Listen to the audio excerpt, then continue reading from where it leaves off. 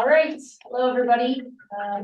Just kick the meeting off. So we have two new faces that weren't able to make the first meeting, so I thought we could let them introduce themselves first. And then keep it short and brief, but do introductions just one more time around the table. We all could probably use another reintroduction.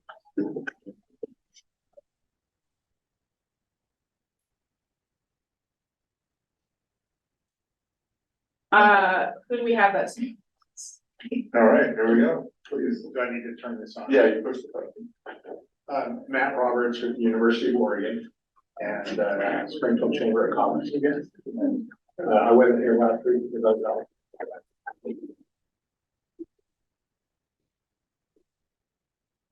Courtney, would you mind? Courtney Briesel, I'm with Sierra Pacific Industries. We're a large employer on Highway 99 and manufacturer.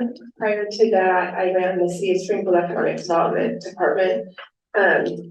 Was there about 15 years, so I flag that only because I sometimes try to squash the old government in me down, but it bubbles up, so no way. And then we'll just do quick introductions all the way around. So I'm Amber Clell. I'm with Systems West Engineers, a engineering firm in Springfield. My name is Daniel. I'm with Free Bikes for Kids, and I'm an account executive for Oregon Family Magazine. Melinda Preciado, Ms. Wheelchair, Oregon University. Hi, I'm Linda Dugan. I'm on the Southeast Neighborhood Transportation Committee. I've been on about 4 boards in Eugene. I was a special ed teacher for 40 years, and next year I've lived in Eugene 50 years.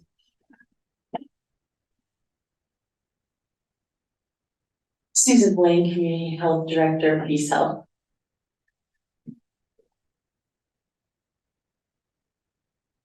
John Belcher, co-chair of the River Road Community Organization, and I will be leaving after an hour to go and chair that meeting. I apologize for it. Bill Barrington, I'm the Planning and Real Estate Development Director for CBC Management Corp. And also the board chair for Cornerstone Community Housing, a local nonprofit affordable housing development. It's okay. David Hill with Merite Hotel Management and also on the board for Community Lending Works in Springfield.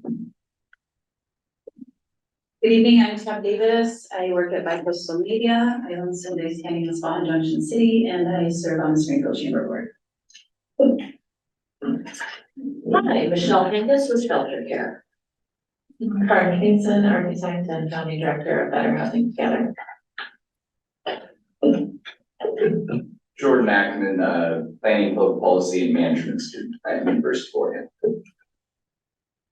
I'm Emma Huang. I'm a senior consultant with a firm called InfraStrategies, and we are helping LTE with setting up the CSP facilitation. And I'm Joshua Shank, also with InfraStrategies, formerly with LA Metro as the Chief Innovation Officer for 6.5 years. I'm Robert Kanega. I'm past chair of Travel Lane County and currently a board member. And we're starting a nonprofit for Travel Lane County that's in the works. I'll be on that board. And I paint a little. Thanks, everybody. So we have a pretty packed agenda. We'll try and keep the welcoming and housekeeping to a minimum, but as a reminder, there's that slide up there. Please be kind to everybody today. And then review the meeting dates. There were, I believe everything got addressed that came to us and Joshua and Emma. For me, 3 that will get addressed for you, Phil, in terms of the agenda your request. Outside of that, does anybody have any questions about general agenda, meeting times, communication? Why are there a couple of cars on October 25th? Yeah, so that meeting is a new date, so we're just alerting you to the original dates are changed. So that one was changed because the week before that one originally scheduled is not going to work, so we moved it to that new date. And then we added one at the end. Thank you. for you all have an account. And did everybody get a chance to look at the recommended bylaws? There were some comments from the first meeting that made it into the new bylaws and figured we could practice our consensus-based voting and give us a thumbs up so we can formally move past those. Well, quite a reading chore, but yes. Okay. Was that, I didn't. If it is on, is everyone need a thumbs up or okay with it? No one? Yeah. Yeah. Thank you. Good.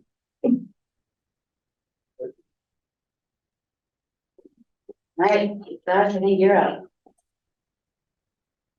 Okay, so what we're hoping to do as a first step is we feel like it's really important for this group to at least start by talking about transportation. Even though we're gonna get into community engagement and what that means and how we want to do that, that's the ultimate purpose. You're all here because you care in some way about transportation. It's unlikely you would be here otherwise. So what we're hoping to do is start with an exercise about what the one thing would be about transportation in the community that you could change, if you would change if you could, because everybody has their own experiences in their communities, their frustrations, or, you know, perhaps things that they just see other people are frustrated with, that they might want to change. And we really just want to get a better sense and give the group a better sense of what those things are. What are you thinking about when you think about challenges, problems in transportation in your community, and what would you change? So what we're hoping to do is to really throw out ideas for those things, and I'll be happy to write them, and Tom, I think, is going to help me kind of write them on the board. And then if you have an idea that you see someone else has that you agree with, you can also just say, you know, like, hey, put me down for that one too. Sorry. Yeah, thanks. So feel free to start with anything that you think of that just comes to mind when you think about a transportation problem in your community that you would like to change. Yeah, please. Courtney. Do we need to do this? Yes, please. I would say development oriented transit opposed to transit oriented development. Tell So us more, yeah. those who sort of architect the transit systems becoming kind of subject matter experts on cause and effect. What causes demand of transit?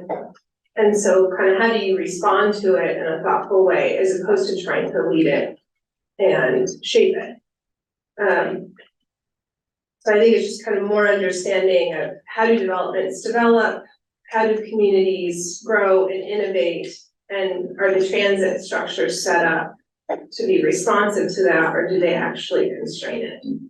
So you're thinking about ways that public transit can better serve development or better serve the existing environment? The existing environment or sort of the market conditions that are starting to manifest. Okay. So that's more than just how we run our routes, right? It's thinking about what's going on around us and adapting our service, whether it's service levels or routing, whatever, right? It's a little broad, okay. Yes.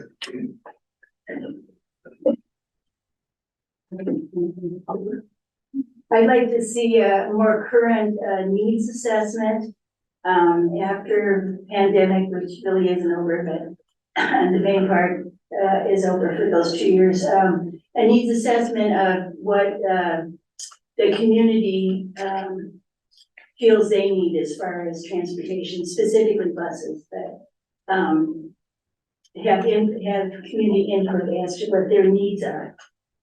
Right.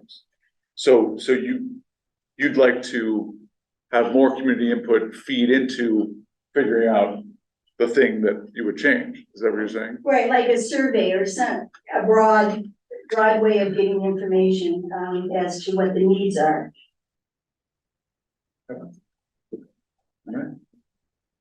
other things, and they can be, I mean, these are very high level things, which is great. They can also be specific things like, I don't like the stop sign in my neighborhood. It really could be almost anything. Yeah, I'd like to see, a connection from the airport to the downtown core or the surrounding area. So somehow connecting the Eugene Airport to the rest of the community in terms of the transportation. Yes. what, can you tell us more about, like, what is the need that you see is missed, like, because that doesn't exist, what's the problem that we're experiencing? Sure, so we have people coming into the area through the airport that, in times of big citywide special events, there's a shortage of rental cars and a shortage of availability in taxi and Ubers and Lyft. Just by having another option that is, a transit that would take visitors and locals to the airport, would take visitors into the, area so that they don't have to rent a car or they don't have to pay for taxi. They can have a more economic and efficient option with transit. So Got like a circulating shuttle between the airport and like the Graduate and Johnson Stadium and Fifth Street Market. And Yeah, just doing a continuous loop. yeah, How cool. And it would have to be times, it wouldn't have to be timed specifically to arrival times.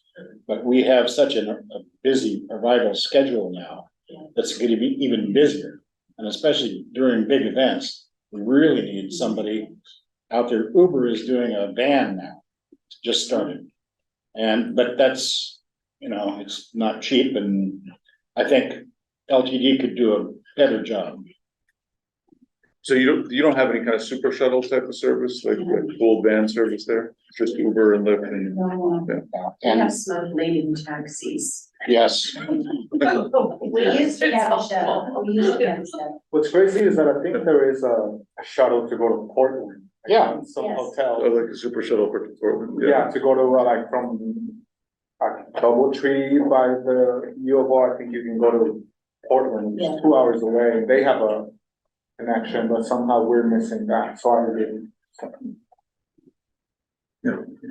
I definitely think you can put me down and speak with Courtney and David's comments. I second both of those.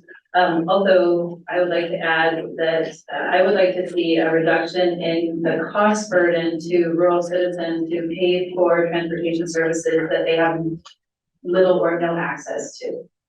So say that again, so cost burden for rural citizens. Who are obligated to pay for transportation services that they have little or in most cases, no access to. So is that you would like them not to pay, or you would like them to have access? I would like the voters to decide what they would like to have. Okay, My opinion is not relevant, but I would like to see that that rural citizens, rural business owners are not paying for services that they either don't want, can't use, or have little or no access to. so it's kind of like you want to align people, it's kind of getting back to the survey, where it's like people should be, you're trying to align what people want with what they're paying for, right? Rather than just having them pay for things that they may or may not want. Those exist. Okay, so, because it does, I mean, I'm not trying to double down on the needs assessment, but it does relate to the needs assessment, right? Because you're kind of trying to get at what is it that people want. Well, Yeah. and Oh, sorry. just to clarify a little Yeah. bit, there's a payment, there's an expense to what exists that's not functional for the rural community. And so an evaluation of that would be a portion of that as well.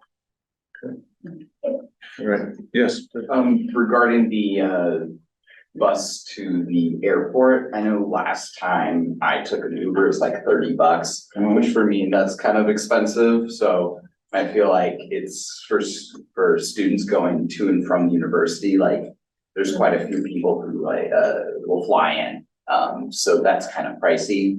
And then the other thing, this is kind of more nebulous, but safety or a feeling of safety. I know personally, I've always felt pretty safe on the bus, but also I feel safe walking down Eugene at night. And so that's a me thing. And I know college students who are women who are my age do not feel that level of safety to go on the bus at night or just on the bus in general.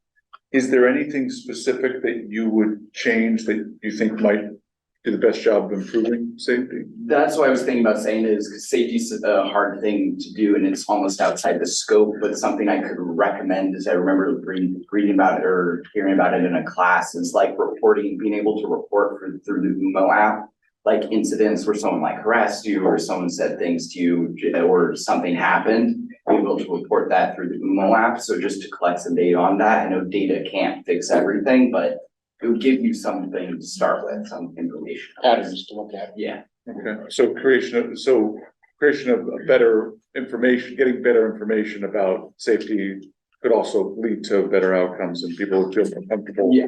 Okay, great, yes. One of the challenges I hear from people, why they don't take the bus is because it takes so long to get from periphery to periphery because it's a hub and spoke system. So I know that LTD has tried to find a way to overcome that challenge of the design of the system, but I'd still like to see it fixed.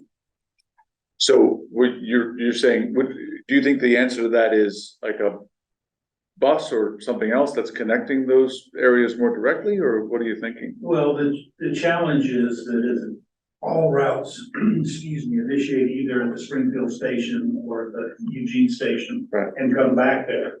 What we don't have is very many cross routes that allow you to go part way down this road, jump over to the other road and get there. So, for example, if Ion River Road want to go to Coburn Road, have to go all the way downtown and back.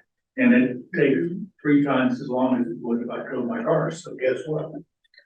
But so what I'm getting at is it doesn't necessarily have to be a bus, but there's, It could be something. could be something else, right? Yeah, okay. Just to kind of support that, I know the Southeast neighborhood, we've been trying to get Amazon Station as more of a hub. So that, that would help with some of this transfer. My son is totally, chooses to take the bus. And to go from our house off of West Amazon, number 28, it takes him about an hour and a half, 3 buses to get to Volunteers in Medicine. And, I think that that's back to the survey of what our needs are and how maybe to coordinate things better, using some hubs and using some different ways. And I'll kind of add to that, if we lose University District Hospital, that means an hour and a half to go to University District Hospital from our neighborhood also. Yeah, the University District Hospital to get to Riverbend. It'll take an hour and a half, 3 buses home. Going off of what Jordan has said, I would like to see an improvement in like resources for people experiencing like mental health issues or like homeless people for sure. I think that would increase ridership perhaps and also the feeling of safety. And you'd like to see those resources specifically increased on public transit? On public transit, yeah, especially at those hubs like LTD. You know, not only do you have to go out of your way to go to the Eugene station, but it's also a little bit sketchy because just the whole environment. So if those people could get help, I think would increase. So that was something like if you had community health workers integrated into the ride source Exactly. services or something like that. Or maybe even as basic as retraining drivers to understand or see signs of, you know, a crisis and maybe at the next stop having somebody there.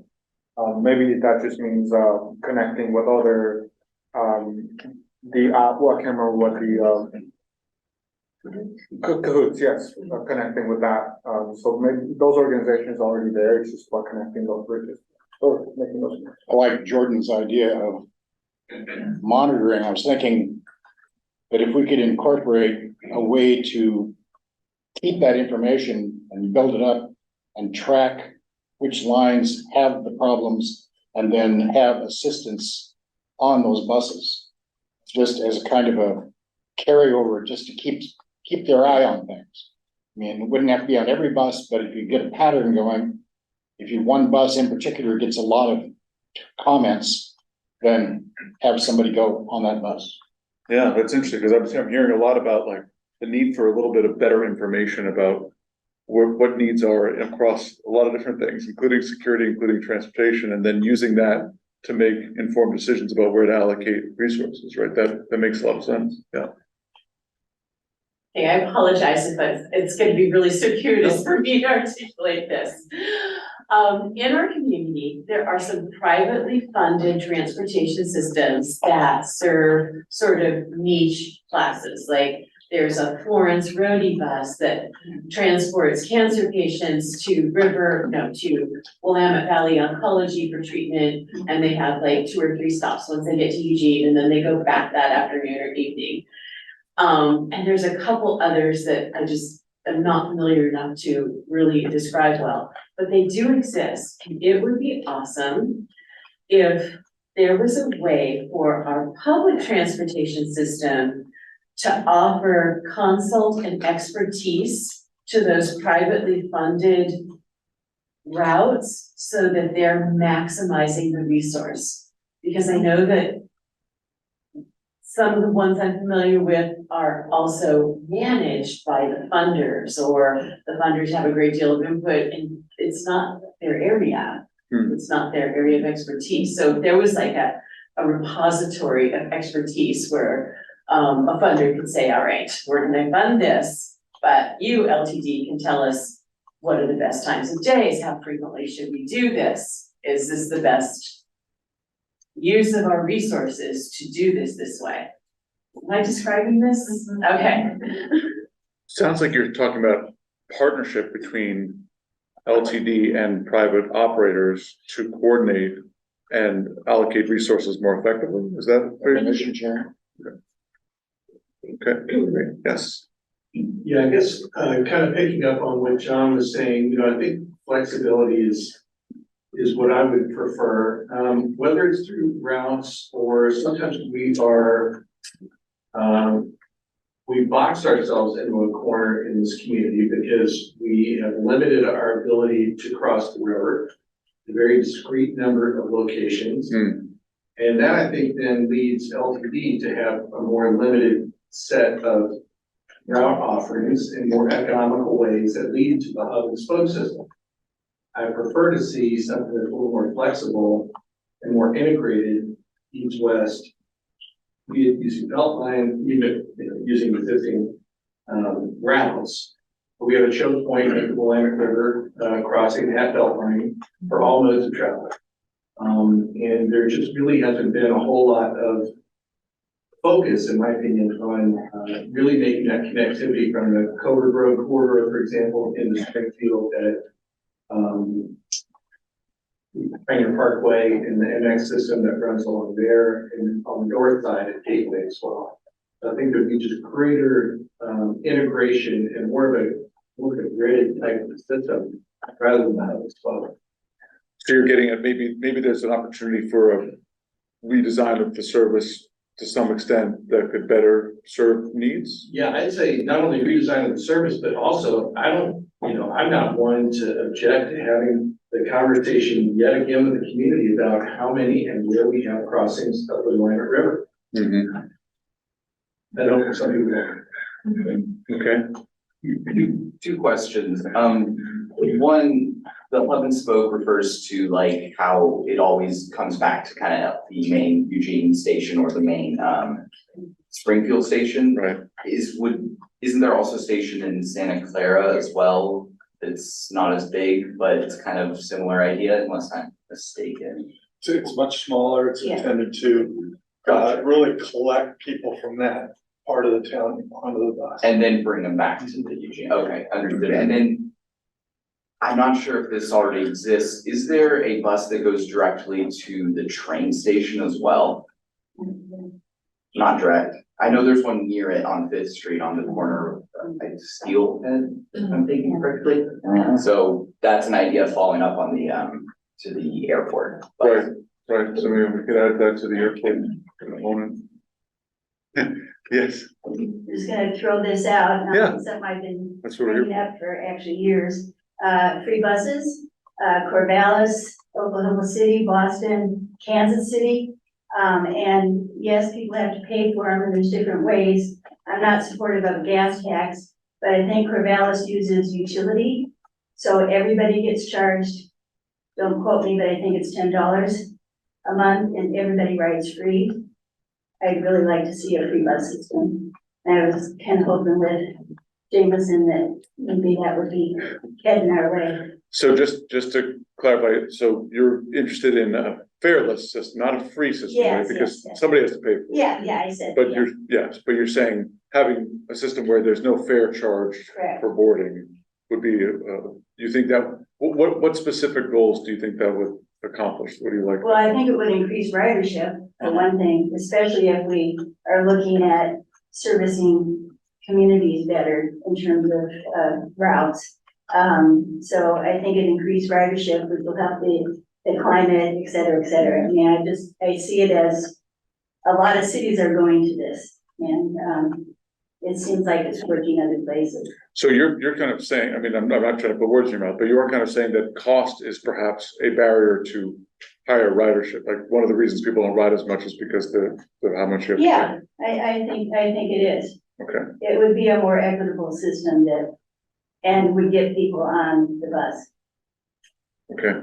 I have quite the opposite of that. I was waiting for somebody to have the opposite. I would actually like to see the cost of ridership on our public transportation, but the burden of that be carried by the people that use the system as opposed to those who do not use the system. And so you'd like to see the fare increased as a method of doing that? Absolutely. Okay. Yeah, when when MX was really first conceived, and this goes back to basically when I first moved to town years ago. And the thought was we would not only have MX connections on major corridors, but there would also be neighborhood circulators as well. And we used to have something that was really supplanted by the MX route from downtown to campus, in Springfield. It was called Breeze. Yep. It was the kind of thing I think that some of these people, mentioned about something that connects the train station, the universities, and other kind of downtown areas that are a little bit adjunct to provide that kind of easy on off circulator service. I think it was something that I think would be fairly, In the downtown area of Fairless. So yeah, Fairless Square area or something in the core of the community that is easy on off. Right. And provides just greater flexibility and greater. So Can I just clarify, are you talking about, you mentioned the Breeze, which the core design principle there was connecting the university to Valley River. Yeah. And so what are you looking for, something that's more direct connections to key The locations? Breeze not only connected to Valley River, but also around downtown. So it went by Fifth Street Market, the train station. Right, it was routed to hit. Sure. So I think it was a very convenient and easy way for people to get on, and I miss that. yeah, so just from an outside perspective, just so I understand what you're saying, you're thinking a free downtown circulator route of some Small kind. bus. Sorry? Small bus. Small, right, so, I mean, the Breeze was sort of like, you see in other communities, it's sort of like the faux trolley, it might Yeah. look like something on wheels. But it's not a streetcar, it's just a simple circulator kind of thing. And when MX was first started, there was talk about not only having this spine of much greater frequent service that would carry large volumes of people, but also circulators through neighborhoods too. mhm. And we just haven't seen that kind of level of service, we probably can't afford it, on top of, and maybe not the frequency that people would want to have too.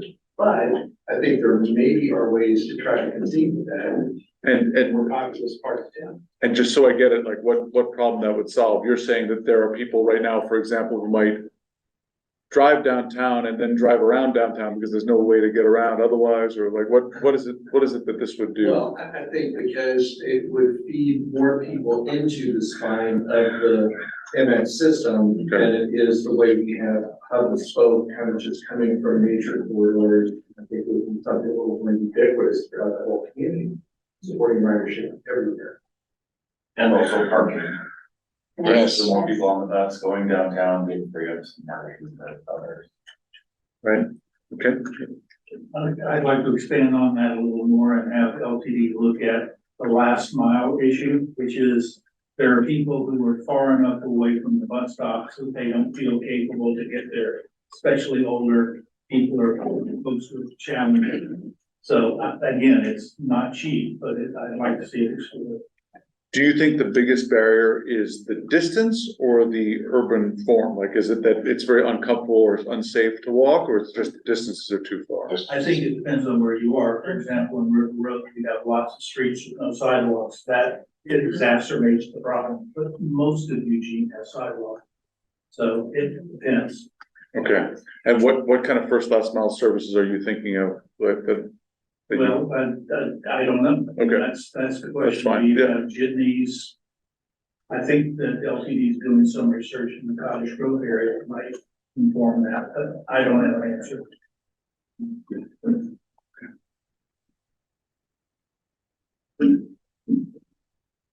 I can follow our comments, building on some of the other comments that people have raised.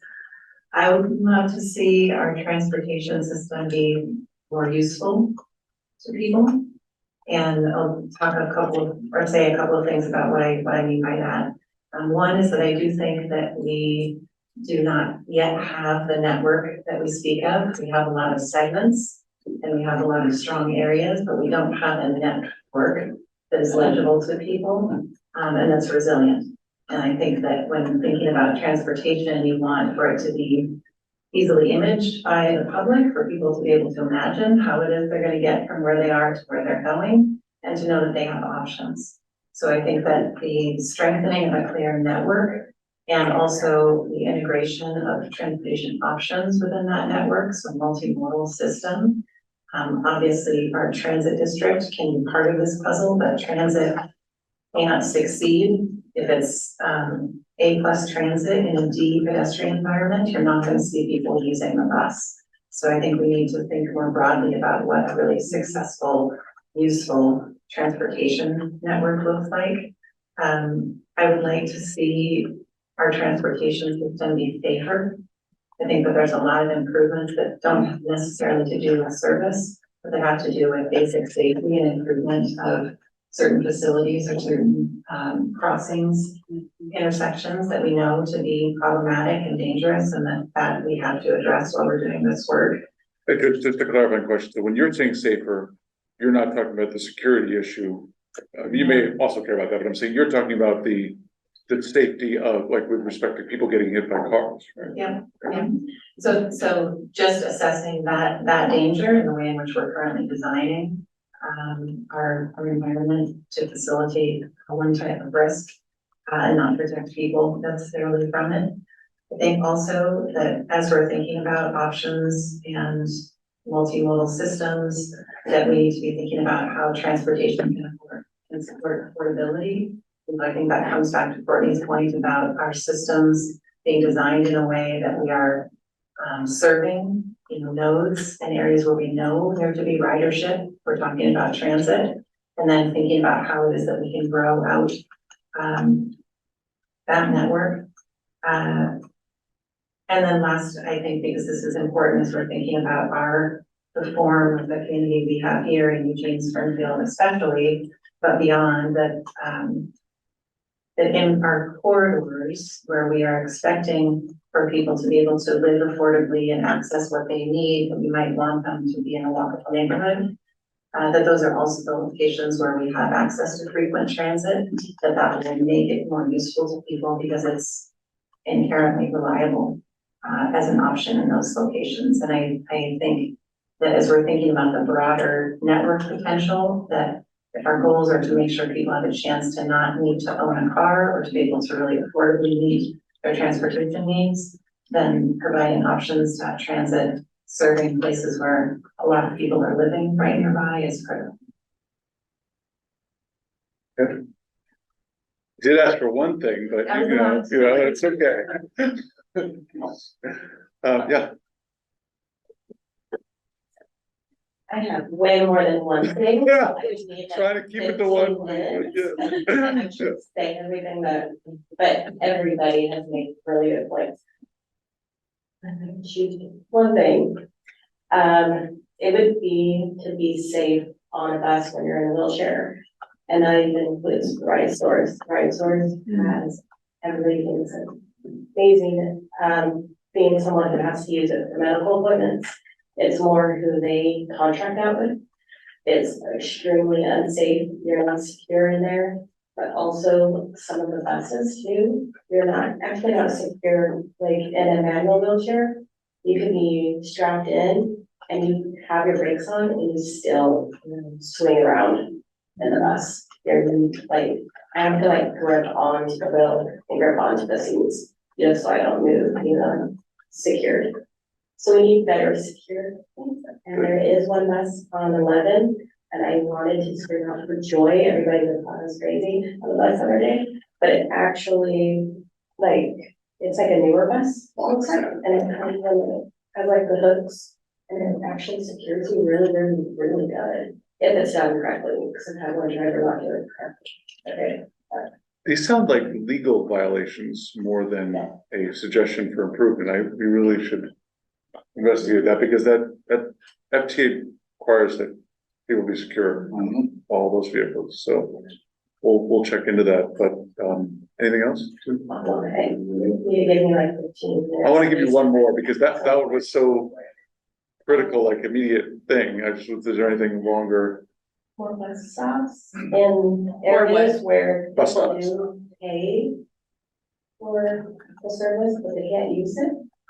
Like, I mean, they're accessible, because like where I live, I have to wheel 20 minutes just to get to a bus stop I can use. And I get stuck in railroad tracks, so that's one thing, wheelchairs do get stuck in tracks. And I have to go over that just to get out to Main Street, where I usually get close calls of getting hit, just to get across 42nd and Main and Springfield. So, but if we had a bus stop, like on 42nd and other areas where people need it. Just to clarify though, is it that the space between the stops is too far, or that the routes need to be changed, or is it both? But it is too far to get to, like, because nowhere on 42nd, like even in front of like the art, I don't think we do a bus stop yet. I know, I think there's supposed to be one out there, but Okay.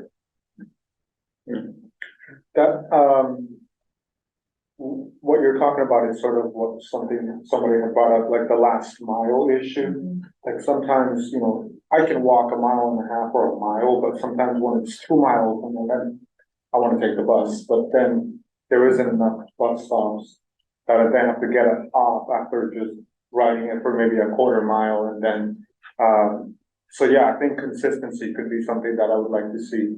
And, yeah, more drivers maybe, or perhaps more buses coming in per hour as opposed to every 20 minutes. Linda had mentioned something about her son taking an hour and a half to get somewhere. I'd say 50% of that time is just sitting at the bus stop waiting for the next bus. And if you miss the first one, you might as well call in sick to work, because you may not make it. That's one of the things that I definitely would like to emphasize, and also put my name down next to as something that I'd like to see too. So as part of any service redesign, greater frequency would be something that would be a huge help, it sounds like. Yeah. And connection, I think that's part of it, is the connection. Hi, Matt. I've been quiet, and normally that's how I am, very quiet in my meetings. So I have a couple things I doubled down on. The transit, the last mile, I think is super important. I live in the Southwest Hills personally, and it's 2 miles to get to a bus stop. So the Southwest Hills are just aren't serviced. And not only aren't they serviced, it's hard to get back to your house if you come down the hill to walk up the hill. So the hills present problems. Second is, I'd really like to see much more data. I'd like to see data, and this model be data driven.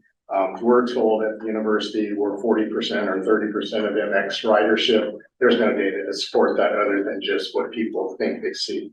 So I'd like to have that. And then I'd probably counter to a lot of people in this community, I'd like to see a much more robust MX system. I'd like to see additional lines added. I'd like to see us have the Breeze bus taking you to and from that MX system as your major transit. And tell us why you think that's important. I find that that's the easier system to use. It's got a platform you can get on easier in multiple ways. It's quicker. I just find it a much more enjoyable ride than a regular bus. So you think more people would use I do. that system? Yeah. And I'd like to see that go right to the airport. Yes. Yes. Well, I'm not opposed to EMX in certain places. I just want to make sure that what was gonna happen under transit tomorrow is that they were gonna take out our community buses, our neighborhood buses. And I say, okay, so how do we get downtown, or how do we get to these corridors? So you can't just eliminate the buses in the neighborhoods and put all the energy into the corridors. Totally agree with that. That's why I'd recommend it. I would look at more of the green system feeding the MX system, so that you have more frequent transit in closer proximity to where people want to get on. Good thoughts? You wanna summarize? Yeah. We have about 5 to 10 minutes left. I Okay, have well, a comment. we have, oh, yeah. I guess my one comment will distill down to, I want LTD to be transportation champions. I know that looks a lot of ways, but not just for themselves, but for pedestrians and trails, and they said it's an interconnected network of systems, and when I think movement, I think they should be part of that equation, and when I think movement, I don't think about LTD. Right. So you'd like to see them play a larger role than they're playing today. And that gets to something else I wanted to ask you guys, which is, there's a lot of, I mean, almost every comment has been about LTD or public transit.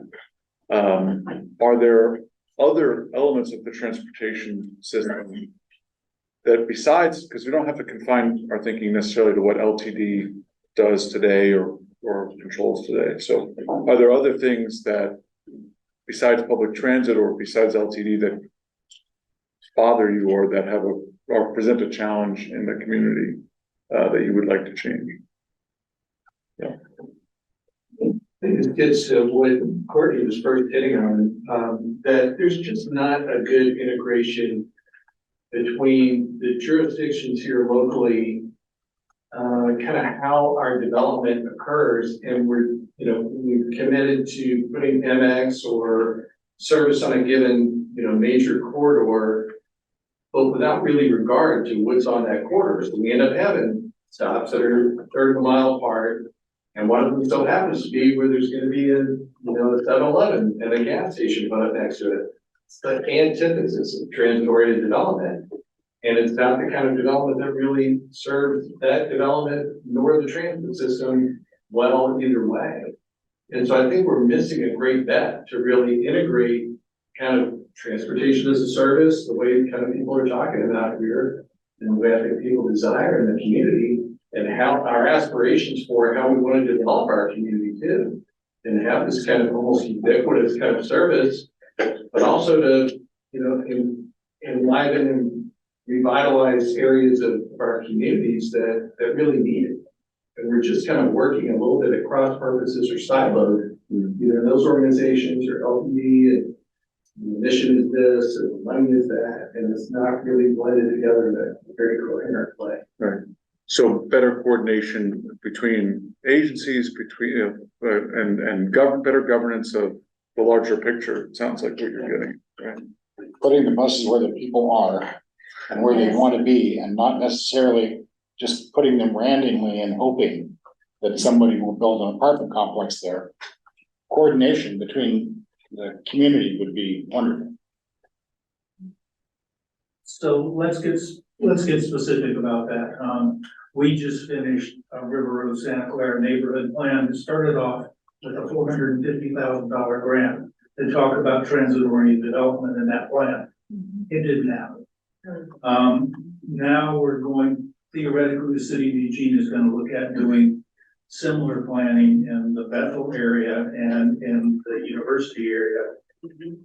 LTD ought to insist that they work with the city works with them and figure out what that transitory development is going to take. Sorry, Eugene. So kind of moving into the governance, I think maybe that's partly the intent of the committee. We have this pattern of dreaming, kind of building a rocket to the moon in land use and development in Oregon before we've actually paused for a minute and understood, is that what we need to be doing or where we need to go when we get all these ideas out on the table and get very excited about them. And we haven't done the hard work of actually understanding the system of things. Who's responsible for what?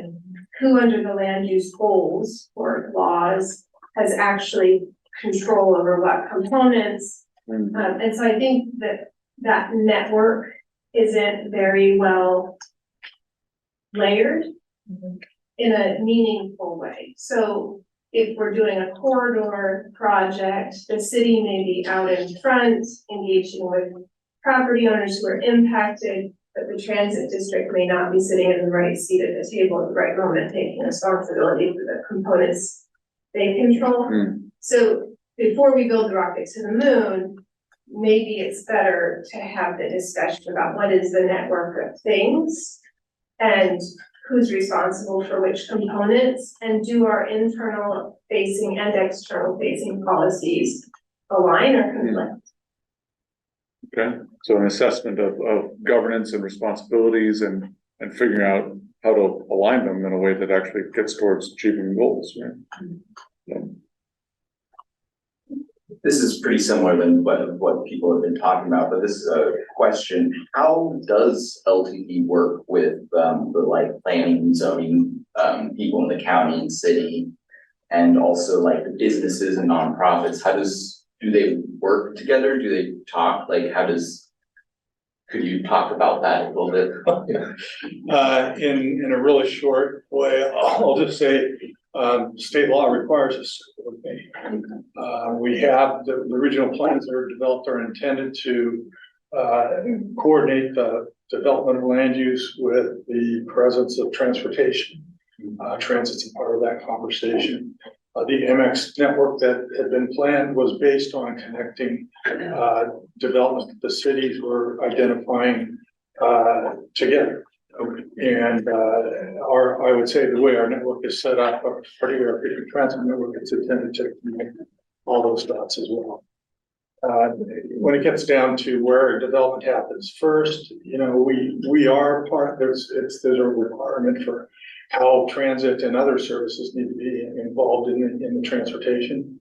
I'm not saying it always happens on time, but for the most part, we've been trying to work with folks. And of course, on top of that, you got to layer what our resources are to adapt quickly to needs and emerging needs. And right now we're in a place where we're going to sell all the resources. You know, someone interested in driving buses. That would be really helpful. You asked about something outside of public transportation. We have a serious issue with just road design and how traffic flow is managed in this community. And so seeing that addressed in a more meaningful way, you know, it seems that it's sort of done based on what makes sense for this particular intersection at this particular moment without regard to then the impact that it has when it's done. So the impact studies don't seem to be very effective because it's not working out that we're having a resolution to some of these traffic bottlenecks that we have in the community. And so I think something outside of public transportation would be to address the issues that we have with just our road system in general. And you're talking about the kind of congestion or backups that happen, not about the safety component necessarily. It's more that it's the congestion that's caused because you don't think it's thought through properly. Correct. Like from 320 to about 440 on River Road at the Beltline connection. Park and walk. It's ridiculous. And the lights are not coordinated. So when this light turns green, that one turns red and you sit. And it's the most frustrating thing in the world, and we don't drive there anymore. Like Yogi Berra said, there's so much traffic, no one goes. No one goes there anymore. I think maybe one more and then we're gonna cut it off, yeah. Yeah, just an observation. We put a lot of things on that board that are gonna cost more money. And I think if we're gonna want more services, we also have to look for more than.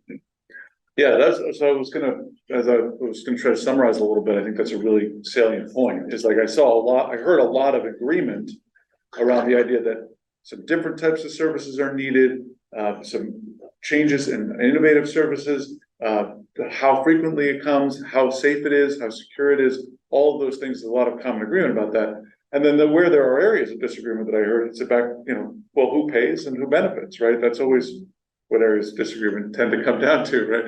And so it sounds like one thing, at least one quick takeaway that I can say from this is that if this committee is to be successful in engaging the community and figuring out how to solve some of these challenges, you're gonna have to get at that question of who pays and who benefits. And some of that may be another thing that you brought up, which is gathering the data and needs necessary to make that assessment, like who is currently paying and who is currently benefiting is a great way to start that conversation in order to then figure out, okay, well, how do we want to adjust that? But I think it's really helpful to know that getting to that conversation is going to be really critical for success in terms of community engagement. Can I have one last thing? Yeah.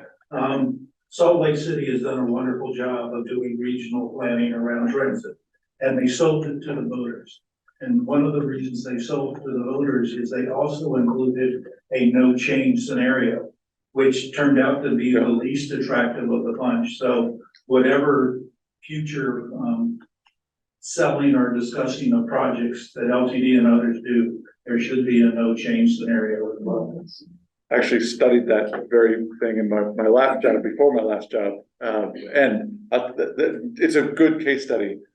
But Salt Lake City is a very unusual community, and important to keep in mind. So what we're going to do is we're going to kind of take these down, summarize, put them in the meeting for next time, so that you have some good conclusions to draw from those, and then we'll try to keep those as points in mind as we go through this process to make sure that we're focused on trying to actually get at the issues you really care about. You ready to move to the? Yes. Okay. So we are gonna do something called an idea ignition. This is a very speedy exercise. We have about 20 minutes to do it. So the intent is not to be exhaustive and to focus on like wordsmithing. It's really to get your kind of high level instinctive responses out.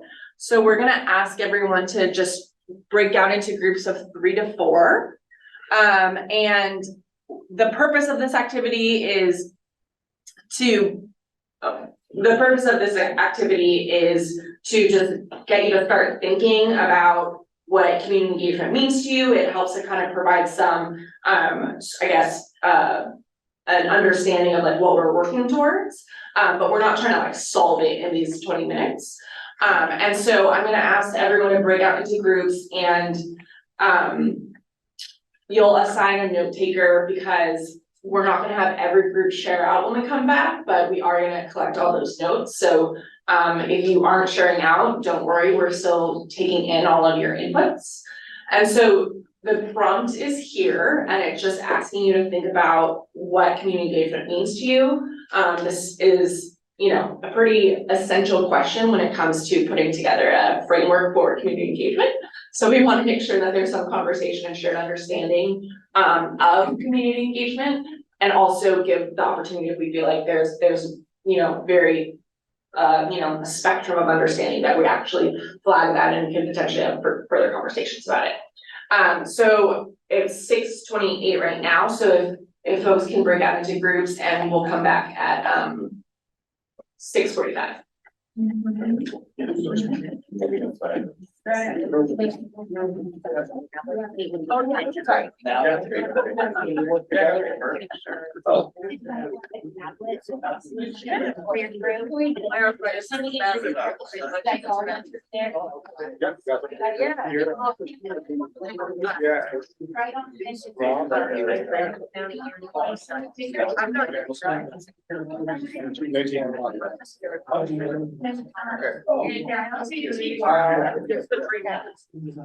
Sorry. So what is? But I have talent around. Still a little bit. But I got everything. So,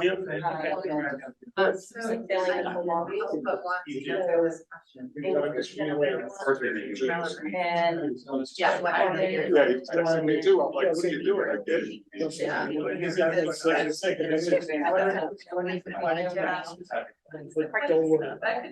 That is a whole wide different.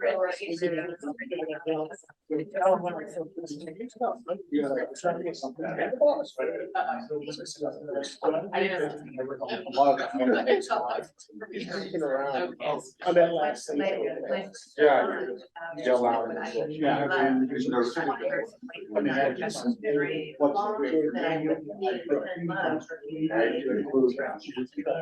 Others.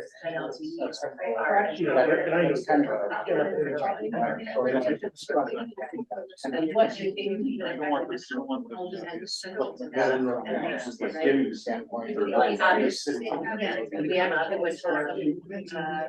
Kind of. At our neighbor there.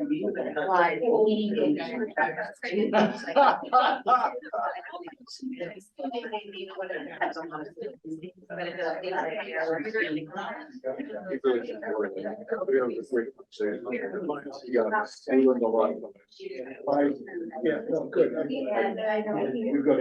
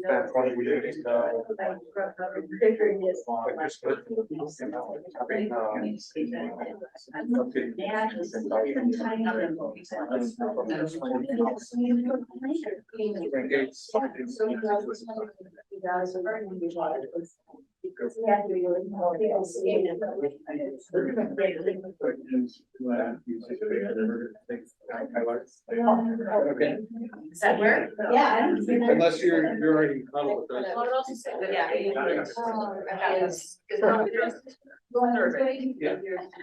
It's not engagement is push and pull, as opposed to, I give you something, you give it back, done. You don't have time to sit by some box or hold that. Assessments, been surveyed. I've been It's very different about the answer. True engagement is usually now actually.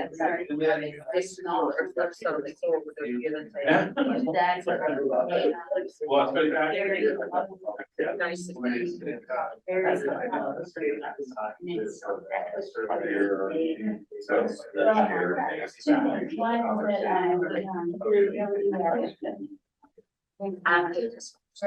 Also, I survey certain. I know, like, Scott is also, like, there's some, like, where you're not, like, their bias. Yeah, it's like, I mean, it's like, So that's really. they would have. Don't have Surplus options.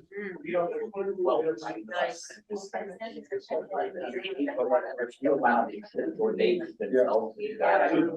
There's a research survey, Jeff was like, don't know. Yeah. And so like, I'm doing a survey like right now. Basically. And then I got fix that. Yeah. And all that, so I don't want to say this. Yeah. Survey. Saying, yeah, we did our.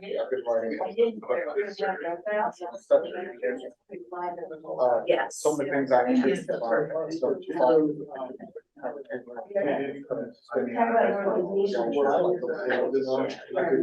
did some research and found this is the best.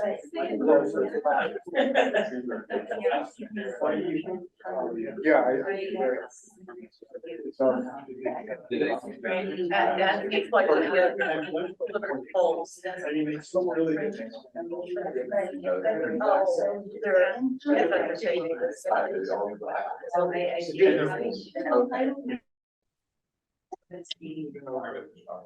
Yeah, I grew up on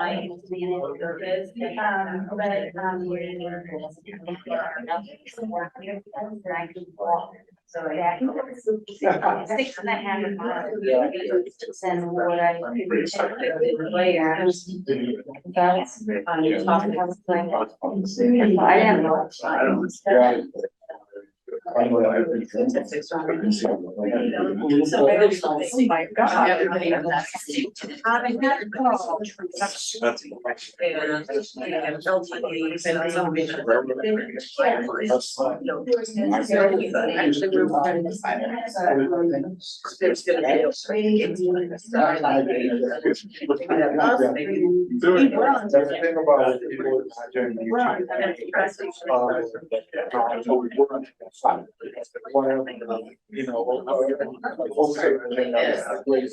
So like outreach to,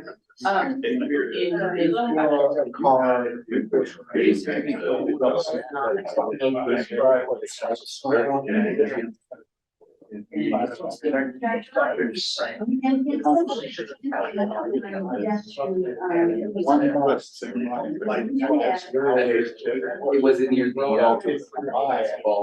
basketball, yeah.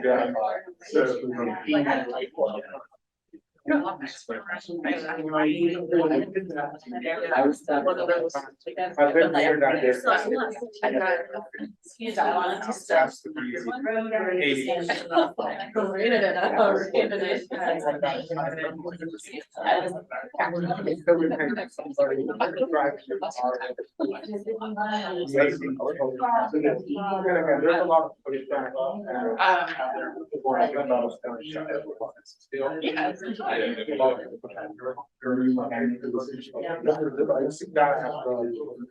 I think for this one.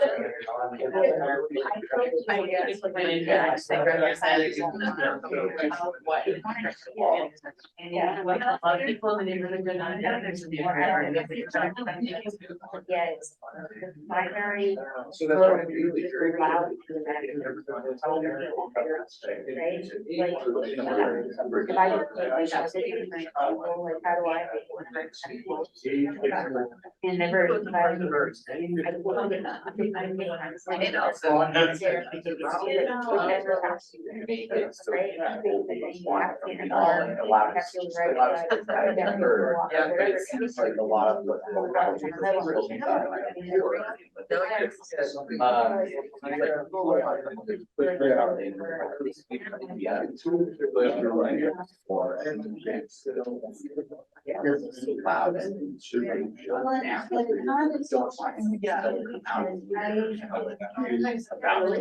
Even though I really find so loud,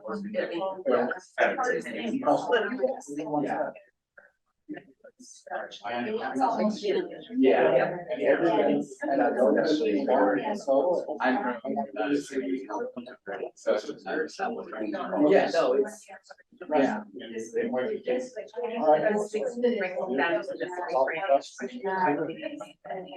Not a dialogue, presentation.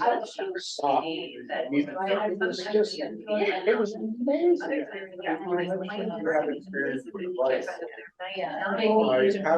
And this gets back to operate. So we'll have issues with plastic.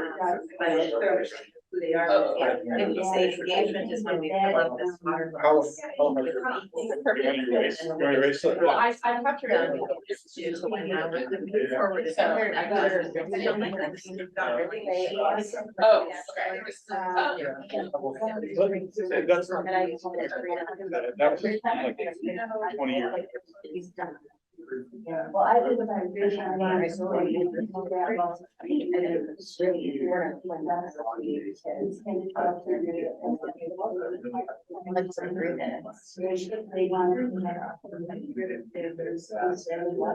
They were just going to give, or they might not give that. They're gonna be like, sell it right.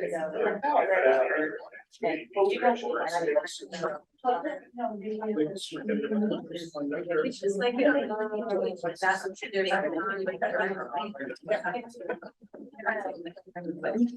Right, like. You went last resort.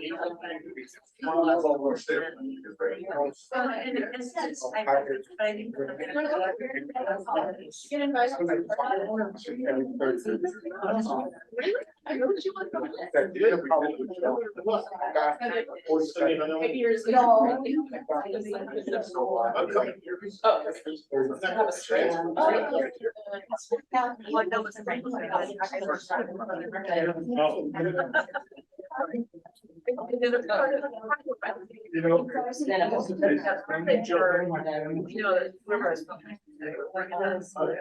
But the next, yeah, that's we're not letting your things that they want to be. And we've got to start, it's gotta get used like that. That's what I said, that we brought that. And we're using whatever it is that you want. We're looking at. I mean, they're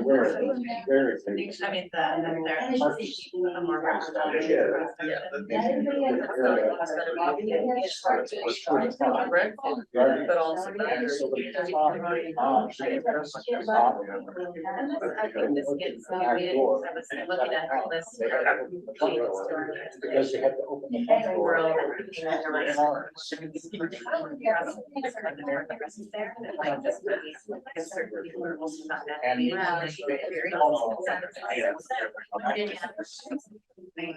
I sat there.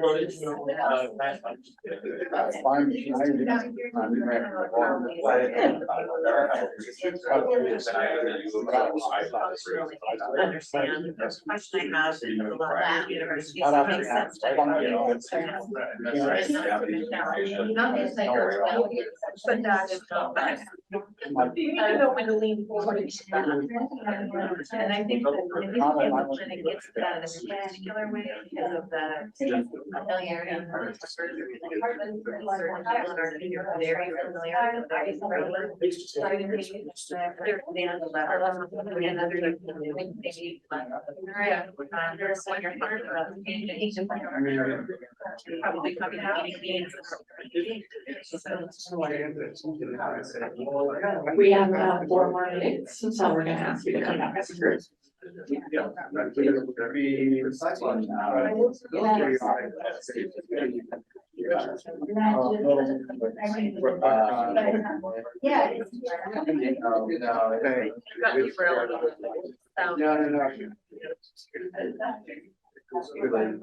Where we are. I'll go with the other thing. Thinking back.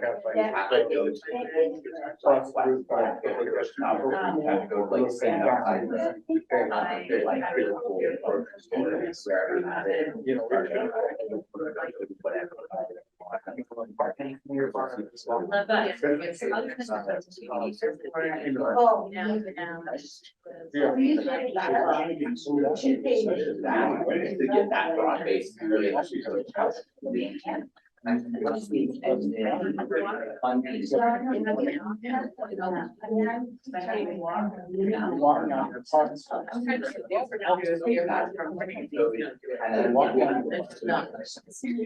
They're like.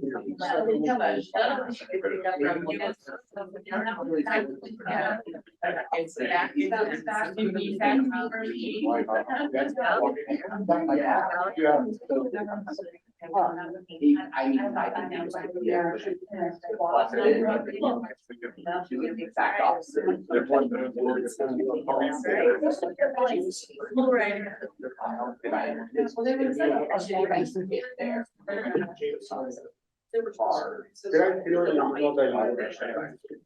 Yeah.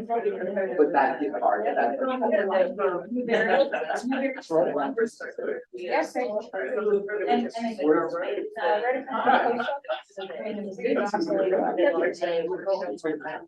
Oh, really? My girlfriend works out of.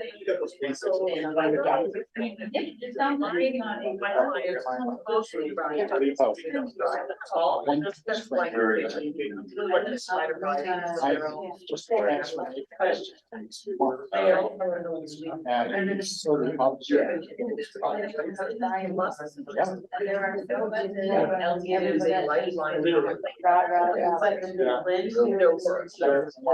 My picture, my kiosk market.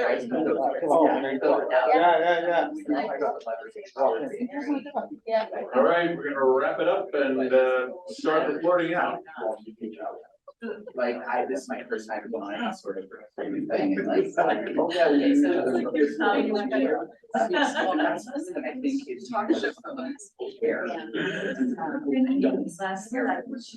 All right, we're gonna, we need to wrap it up so we can move to our next. But. So we're gonna do just a quick report out, and I'm not sure we'll get to everybody, but I want each, hopefully, we'll collect the notes, but can you give us your kind of top line findings? Thank you. Give us your top line findings of, what you said, like high level synopsis, and then we'll have the notes to look at. We'll start here. Daniel, are you the recorder? Yes, I am. We came up with, community engagement to us means, Rob said, meaningful involvement, and a attitude of, what can we do for the community. He also said a greater impact and also just having a diverse, background, represented. And Amber mentioned, a whole holistic approach, also a diverse approach to community engagement. And yes, that, integrity, accessibility, and, informative decision making as well. Great, thank you. Next group. Who's the reporter? Yeah, okay, I think we identified the need for really having engagement with impacted stakeholders that include not only those that are with organizations, but those outside, so truly grassroots. And that it is critical to have engagement before projects begin, and the multiple different methods and means of doing so, and to have greater inclusivity and to be asking of users rather than just kind of informationally being attended. Outreach is needed to individual and affiliated people as well as those that are tied in with organizations. They need to be respectful of people's time and not just box checking. And to have open, honest, and transparent communications in different ways to gather information. Now, you're getting into the next exercise already. That's great. Thank you. So we actually kind of noted that in this region, sometimes community engagement can mean checking the box. So that helped us frame and then have you talk about, well, then what is that? What don't you want to do? And So the idea being, effective community engagement is starting or finding kind of a shared starting point. So if we're not in agreement, it's stepping back another step or two until we get to a point where we're in shared agreement of how we're gonna move forward and what we're actually talking about. And understanding, are we in agreement about what we're solving for? So just a lot of transparency and thoughtfulness and why are we here so that we're using time appropriately. And then also a lot of thought in inclusivity of kind of all the stakeholders. Stakeholders may have different pain points or pressure points in a topic, but figuring out how to make sure we're talking to folks who maybe are in the system of things right now, or just outside of the system of things, but if we brought them in, we have a more effective outcome. Just how you avoid that hero versus villain dynamic as you're sussing that out. That's great. There's 20 other things. Yeah, We're gonna. we'll collect them, not to worry. Next group, yeah. There you go. There are 8 here. We ended up reframing our conversation around the question of what community engagement needs to be for LTE. And so some of the things that we thought about were that would be based in great education that's both broad and project specific. So not just about not only happening when projects are happening, and that would then empower and mobilize people to support and have conversations about or advocate for projects, because they would know enough about them to be able to do that. It wouldn't just be LTD talking about transit or transportation. It would be, community engagement would be community-wide and not segregated by jurisdiction, because the concerns we have around transportation and movement are integrated. It would also mean active discourse and closed loops in conversations. Engagement would not be just a survey, but surveys could be used to inform what needs to happen in engagement, and engagement could evolve over time. Said a few more things that related to that and the importance of education in that dynamic, but the last point I'll offer is a discussion about the need for community engagement to be diverse and broad-based and fact-based, but also representative, and focusing on equal representation in engagement, because it's sometimes easier for certain people to participate, and that might not be the group of people that needs to be heard from when planning particular types of service, and we can support equity through that process. Okay, that's great. Thank you all, and thank you for being brief in your report out. And we're going to go into the next. Yes. All right, we're doing shared values and principles for community engagement, right? Yes, that's where we're at. It looks like we're gonna do small groups again. Did you guys have an idea of what sizes you wanted us in for this next one? Same size, but different people. Okay. So one idea could be, if you were a group of 2, 2 or 3 people, 1 or 2 people from your group should get up and, go to a different side of the room and form a new group. And we have a cheat sheet in our packet on this one, correct? Yes, Yeah. and also, does everyone have their packet, or everyone had a chance to look at their packet? Okay, let's get them. Page 8, right? Yeah, I'll go circulate them, but you wanna do something? Yeah, I mean, so the general idea here is, so we just had a great, warm up where we talked about what community engagement means in a general sense. Now we want to try to get more closely into what the shared values and principles might be for community engagement. And so what does that mean when we think about a shared value or a principle?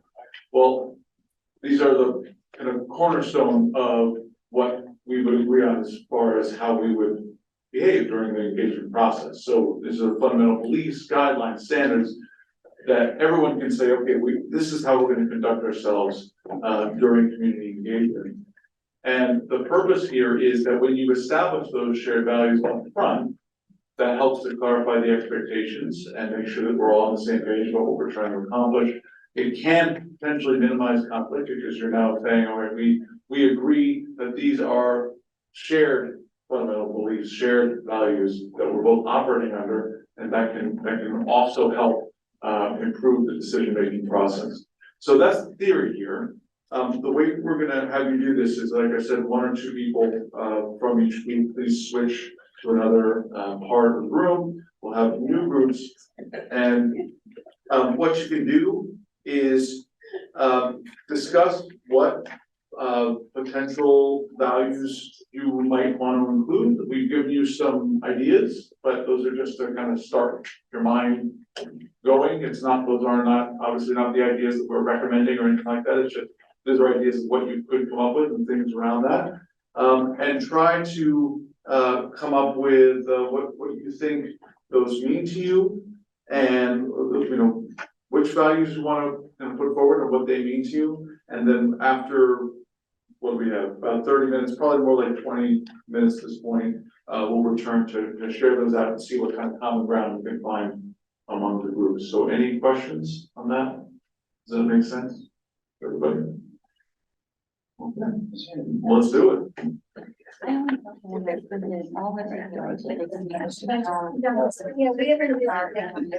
I know, I have. Oh, yeah. Oh.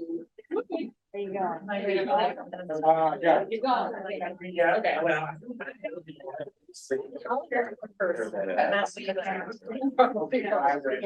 Thank you. Amber, so this week, Mahal.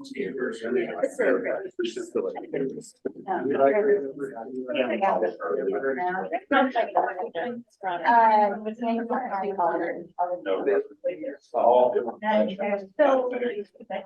yes. Hey, Matt. Can we join? Come on. We're migrating. Yeah. I got, yeah. I definitely nominated, so I accepted. Oh, yes. Very appropriate. For our goal. Staff nominated.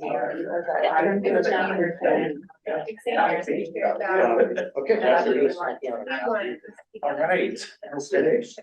Yeah, so transparency is the example correctly. So. That's what so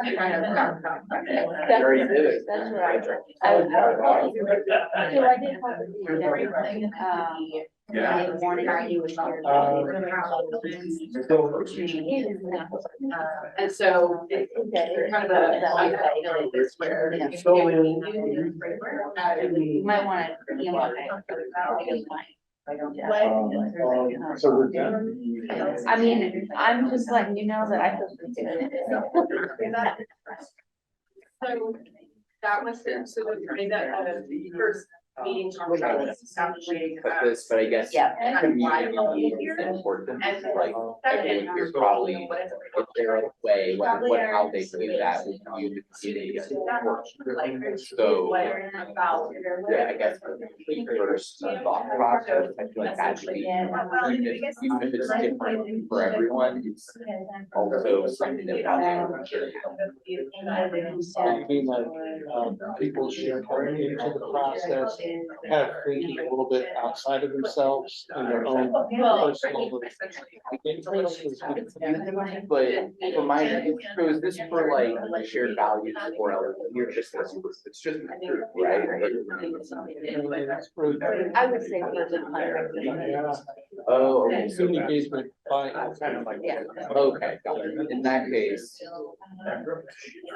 they should probably, the similar thing, I mean, they should probably think, how can they help push things? And things are like. It's like just how we. It's kind of, you know, years live.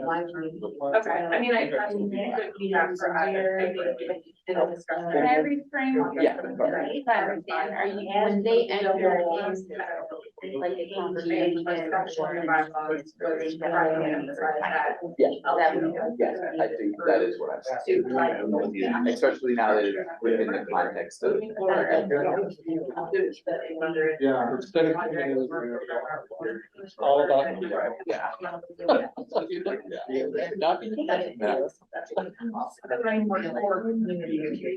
These are my ideas.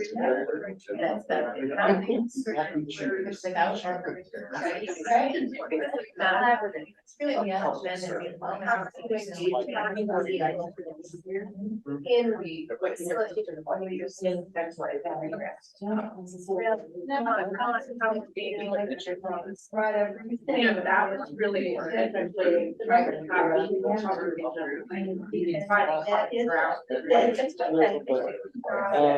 just think. I know, I'm not. Jump in to.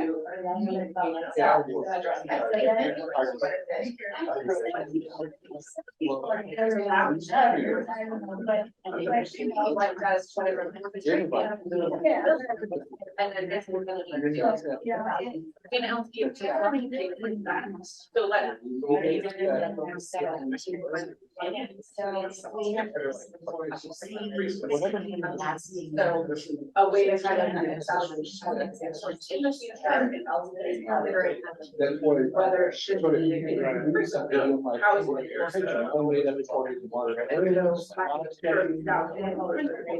I gave 2 hours on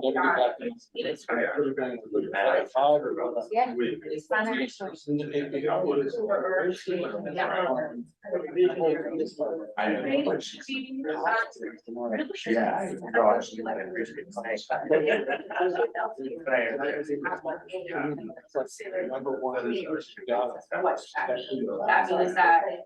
in moving forward, it's hard to say, okay, who are the impacted groups? What are the, who are the, and then we might say, okay, for the impacted groups, that's not short in this decision. What are the strategies?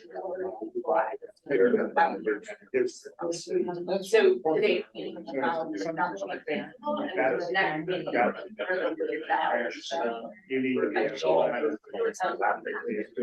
Not today, yeah. So it might be a little bit. I think, one way to think about it is, when you, any sort of organization. That at the end of the day, That's what we're talking it could be a transparent, transparency, whether they find the way or whether they are the right. So that's what we're asking from here in the fear of that.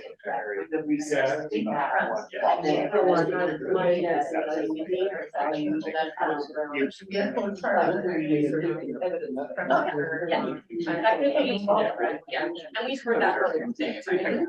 Something that's really happening.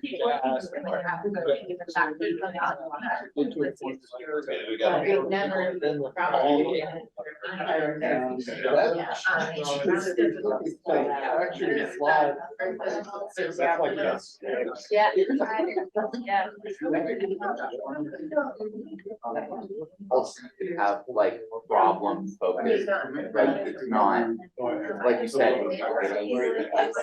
Public kind of idea, and Yeah, I think it is. try to like trying to fix the problem. It's not adversarial relationship. Yes.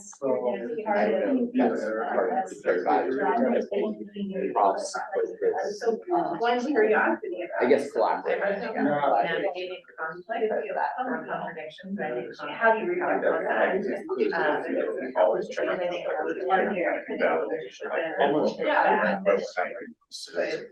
And also start. So I think, so essentially, And it's not an inclusivity surge, right? Like,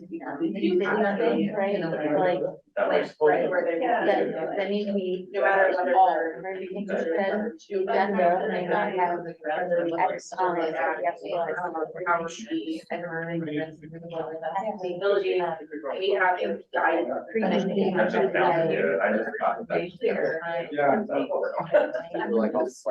It's like the agenda's there, the real agenda, we don't want, it's just not at all what's on. Yeah, yeah. You know, my next, like, what I'm thinking. Those are board to go to them, if that makes sense, they have the time, they have the resources to get them. So it might not even be that they are they can get there, so maybe they want to get there.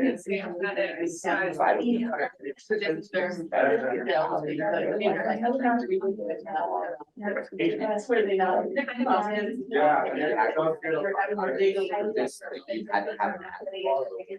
Something different, like you have something that is a large population.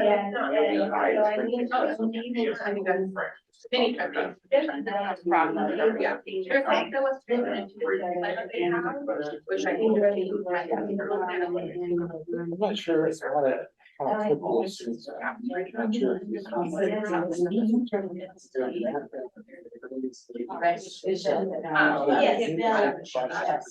Project. Yeah. But also one way to like part of what we're trying to do.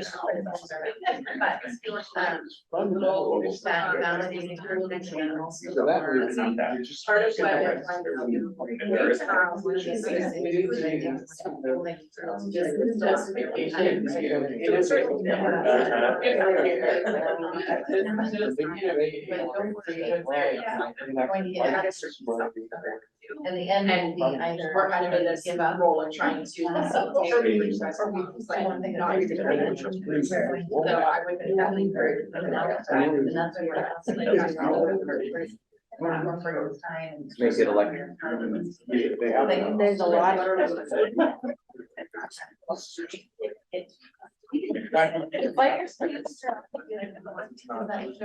There's always.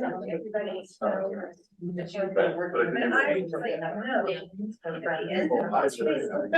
might otherwise seem like I should have been something that was right. I might hear that, like. And I don't know. And I put my things later. Yeah, well, one thing you could do is to think about. Now that we're talking, like you said, it's dominant, Like how does, how the ad is. I felt great. So really important thing, kind of like there, like, you should think about this. That base chat. Now you can look at that. Yeah, it's not about me, it's not.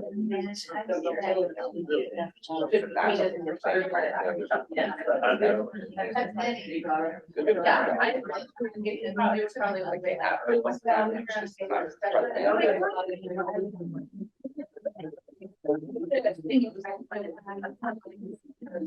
Yes, that, I mean, it's all in all of that, yes.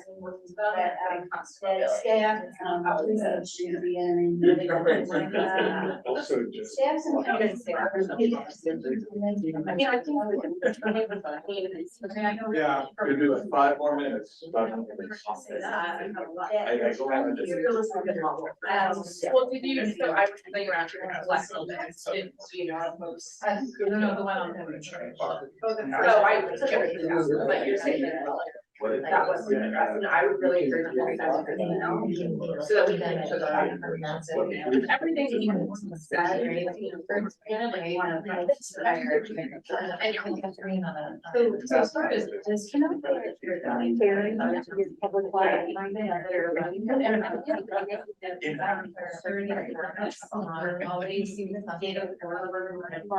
That was. Down a bus. You can be like. You know, or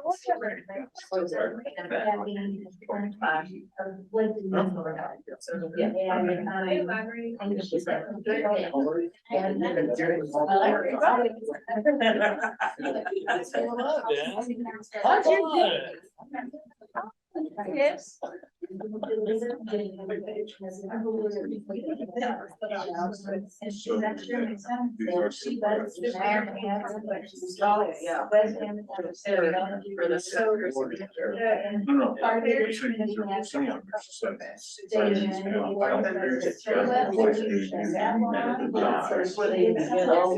I've had some, I mean, the London was fine. There's generation, I guess, but I was kind of lost the guy at this point. It was that paid what streamed a bunch of ignored it. Then I got a little closer. I wasn't like, he was like streaming, he like worked at him, they were get target talk. It's like the bus will up, I get on, hack bus, right? That day, or it was going towards the beach, but it was I get on, like, I'm here, I look, and he gets on as well, in his hand, a screwdriver. And I was like, oh. There's like one for me, and I was like, I could go to the house. There was no, like, oh, there's the way for that, man. Usually not that one day. There was two people.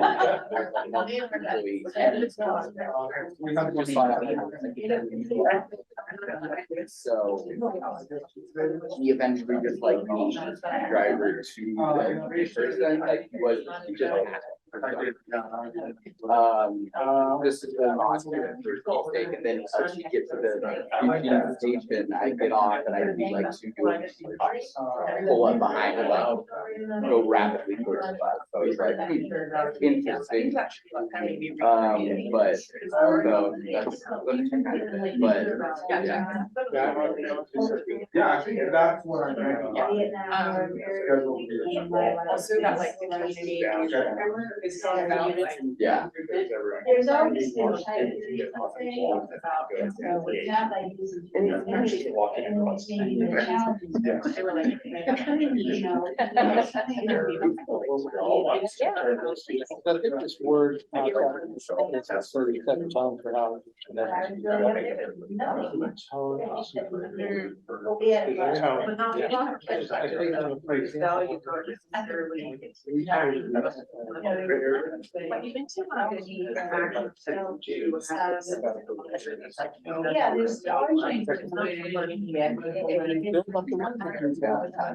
Room full of people,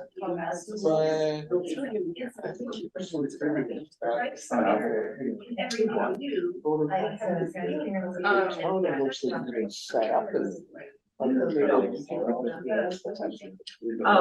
letter we own.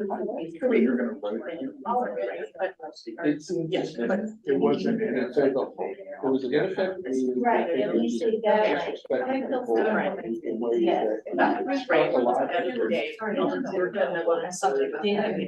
One of the problems.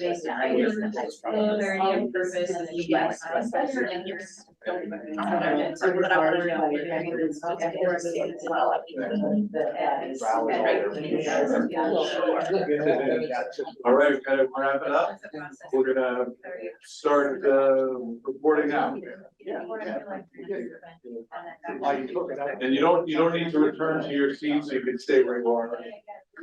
But we are gonna wrap up the conversations and get back to the larger discussion.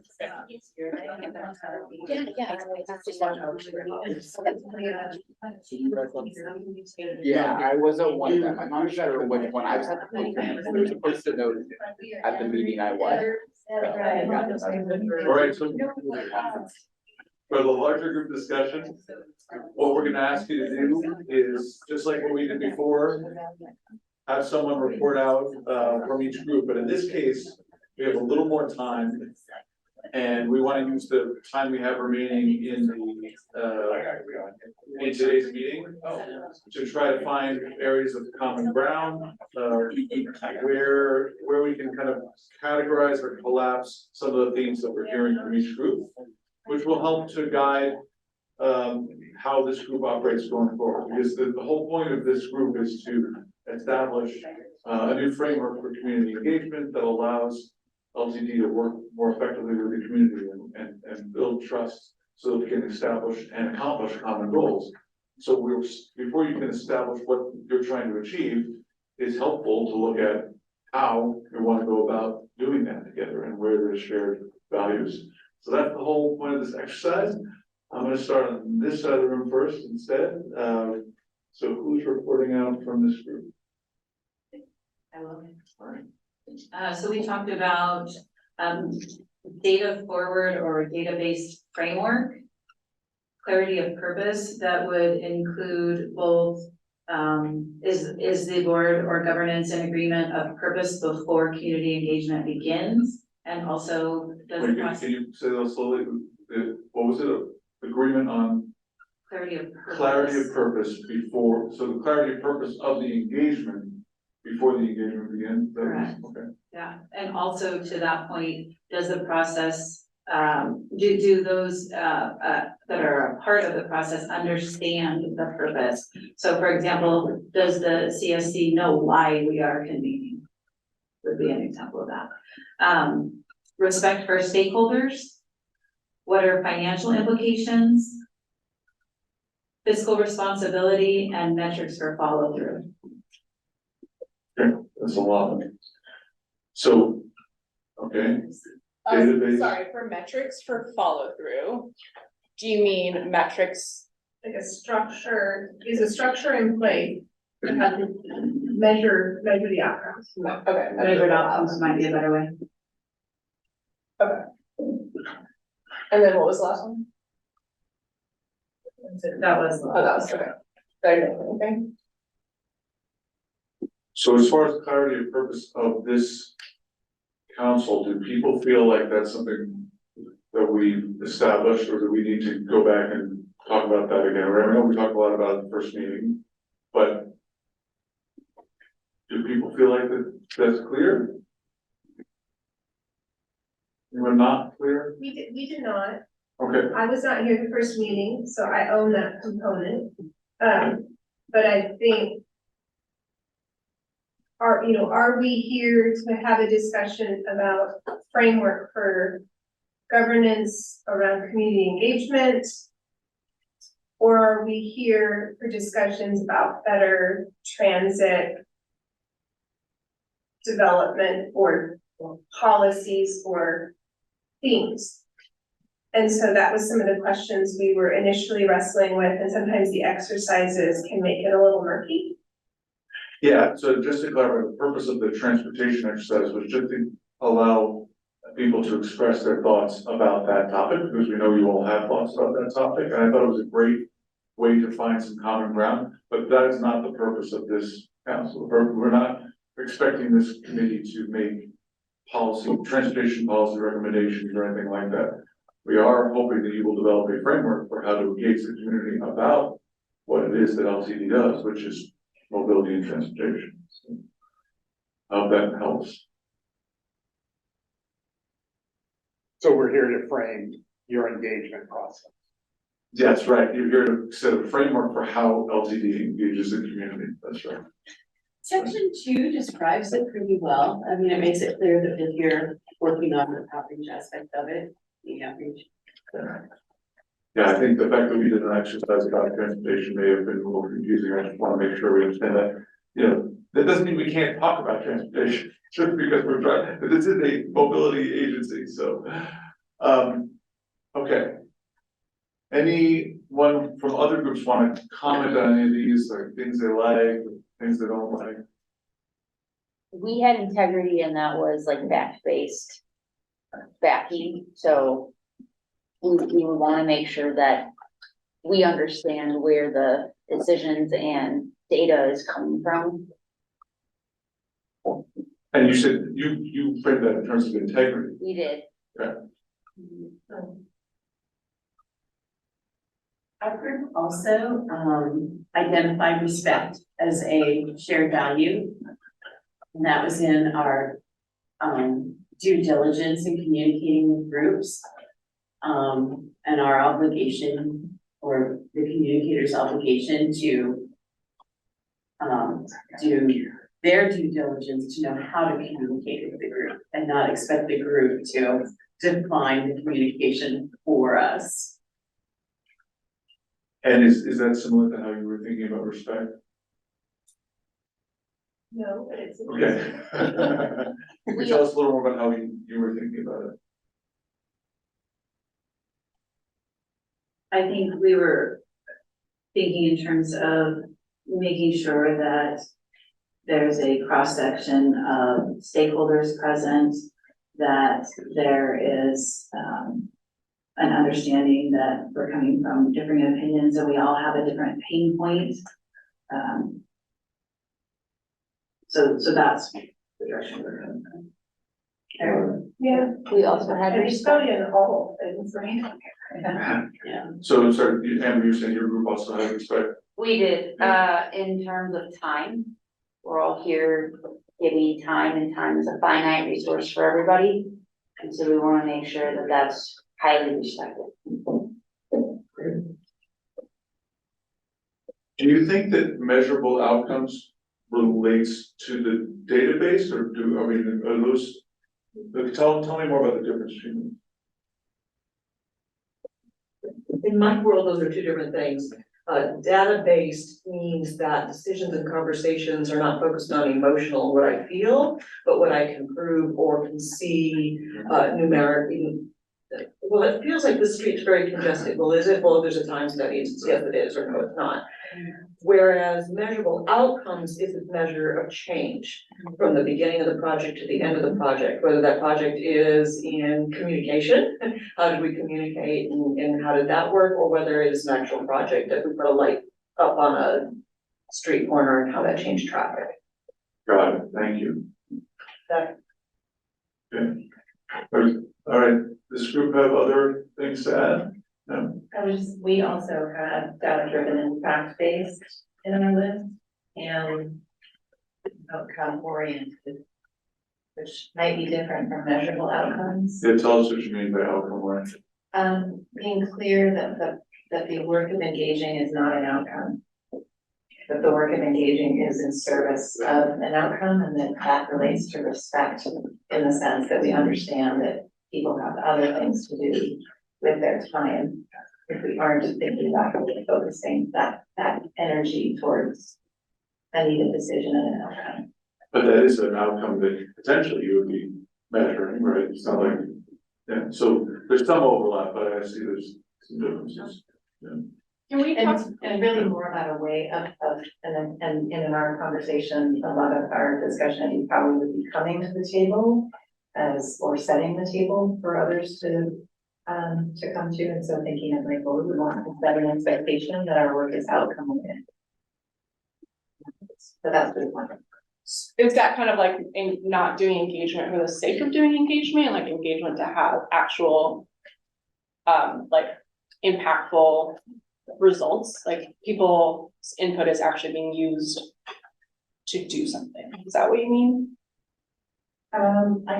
I think those are two separate things. In this case, what we were talking about really had more to do with the fact that when we are engaging broadly in community about decisions, it is likely because we are willing to state clearly that we have a decision and that we think we have a recommendation even for what we should be thinking about doing. Oh, I see what you're saying. And so we should then be engaging with our process in a way that says, we're gonna move this forward. We're not gonna say halfway through, like, we don't have any thoughts about what we should do. So being not just like a neutral collector of information, but actually saying like, this is what we're trying to achieve. It relates to respect a lot, but also realizing it relates to some of the other things that we talked about in our group, which was that engagement, based in expectations that there's education happening and that we are all learning in that process.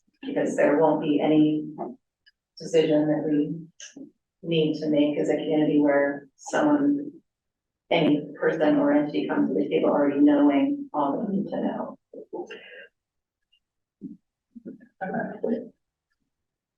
Can I ask a clarifying question? Of course. So talking about why we're here is to create a framework of engagement. It just dawned on me that where's the cart and where's the horse? Is this a case of, are we creating a framework of engagement on LTD's made a decision and they want to engage around that decision and get feedback around it? Or is it, we're trying to make a decision, we need engagement to? No, it's, so I think you can think of it this way. The current state of community engagement between LTD and the community has not been effective to achieve the goals of either LTD or the community. And so in order to make it effective, you have to reset and think about, well, okay, how are we going to engage going forward so that when we do come up with shared goals or shared things we want to achieve, we can actually achieve them together. And also that we can come up with them in the first place. So it's all of the above, right? You can't have one without the other. And when you're walking into a situation where there's not a sufficient level of trust there to establish what you want to achieve in the first place, first you have to build the trust. So it's the horse and the cart. Exactly. Okay. You got it. But that's a really good example of setting a clear starting point, so we can talk through. Do the people coming to the table know the problem they're solving for? And do they know how to pull the thread on the issues that created the situation that brought them to that point?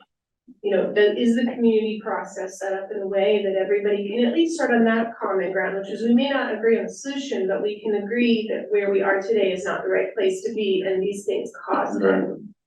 And I think into the fiscal responsibility piece, when you're solving for a real problem that actually exists and everyone's in agreement that it exists, does the structure communicate confidence that there's a commitment to understand, you don't know it that day, but to find out the fiscal outcomes, you know, kind of be responsible for carrying it forward? That Yeah, so my understanding is when LTD is out in the community trying to understand what are potential solutions to a problem that should have been, it should be very clear what the problem is that they're solving for, that there should be transparency of how the financial impacts of those decisions will play out, right? So that they're not creating solutions in abstract, but that there's a financial component to that needs essentially trade-offs, right? Is that the right understanding? just some, the grounding. Not just how they will play out, but who is impacted. Okay. Maybe to muddy the water in that a little, we kind of talked about the transparency on solutions and decisions in terms of there may be an engagement session about one element and then people leave and there's more conversations, more stakeholders, and that where the direction maybe was headed ultimately was chosen not to head that direction. And so ensuring that there's an understanding and transparency under the whys. Like why a decision was made or how it was made? Okay. Amber, are there other things from your group that we haven't gotten to? Just in terms of inclusivity, that it's more than representation, it's system and process, and that, you know, we're all here at 5:30 on a Wednesday. Some people aren't, you know, they're able to be here at 5:30 on a Wednesday, and one very minor example, but really taking that to heart because it's a community. So having inclusivity about participation in the process is something that not only happens within this group, but also would have to happen in community engagement itself. Great. Well, we are almost at the end of time. I want to be respectful of everyone's time. I think what I would suggest, and we'll talk to the chair and vice chair about this afterwards, is how we can come back to you with some some suggestions for how we would frame these shared values and see if we can get some agreement, on them. But and then for now, I'm gonna turn it back to Amber to close out the meeting.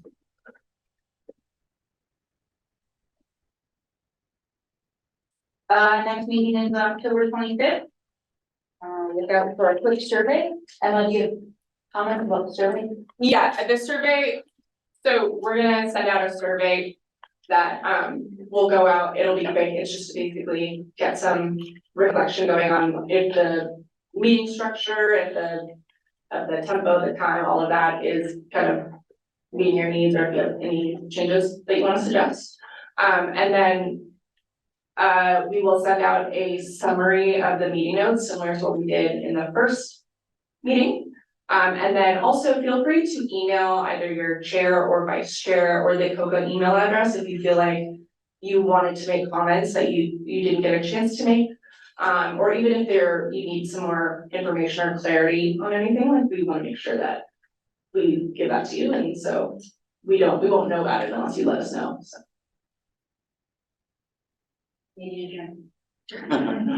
Thank you all for being here again. If I didn't take the notes, if I didn't collect the notes from you, can you give them to me? Please.